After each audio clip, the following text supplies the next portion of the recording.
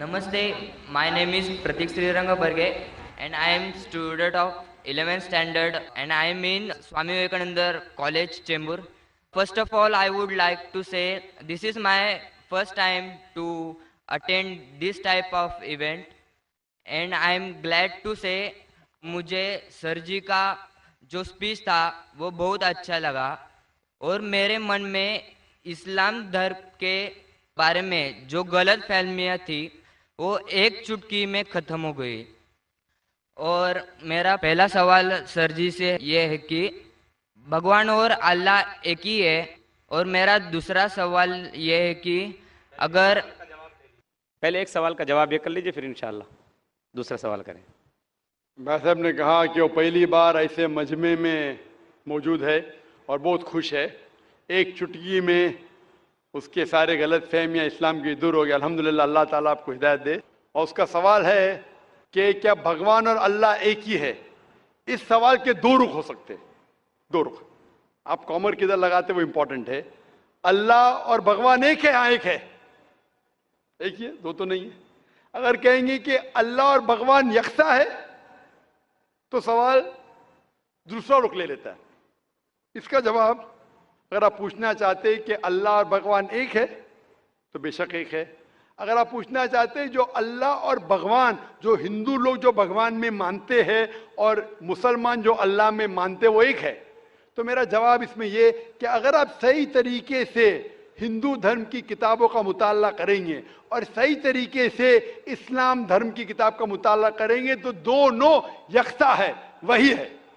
लेकिन अगर जो मजहब के धर्म अधिकारी है उनकी बात सुनेंगे जो किताबों के हवाले से दूर है, किताब के पैगाम से दूर है, तो हो सकता है आपको गलत राय मिलेंगी। जैसे मैंने फरमाया था मेरे तकरीर में कि कुरान में लिखा है सूरह इखलास में सूरह नंबर 112 आयत नंबर 1 में कुल हुवल्लाहु अहद, कहो कि अल्लाह एक है। उसी तरीके से आप जब हिंदू मजहब की किताब का मुताला करते हैं, आप पढ़ते हैं, उसमें लिखा है छंदोग्य उपनिषद में अध्याय number 6 section number 2 shloka number 1 में लिखा है एकम एविदित्यम, भगवान एक है, ईश्वर एक है, दूसरा नहीं है।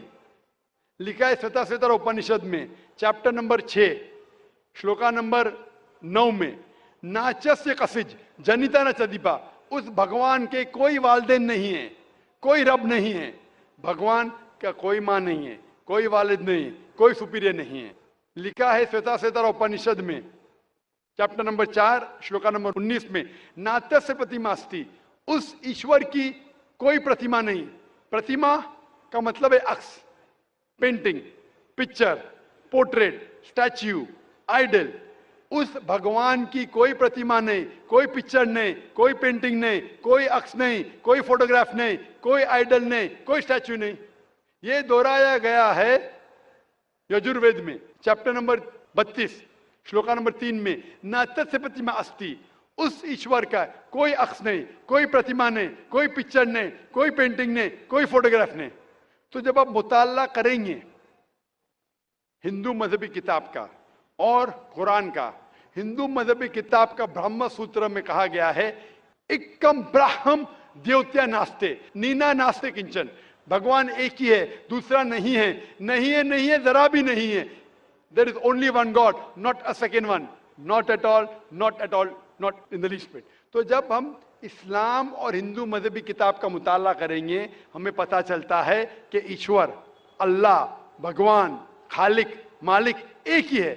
और उस खालिक, मालिक, ईश्वर, भगवान, अल्लाह का कोई अक्स नहीं, कोई पेंटिंग नहीं, कोई मूर्ति नहीं, कोई फोटोग्राफ नहीं। हमें सिर्फ उस अकेले ईश्वर अल्लाह की इबादत करना चाहिए। Hope the answer the question.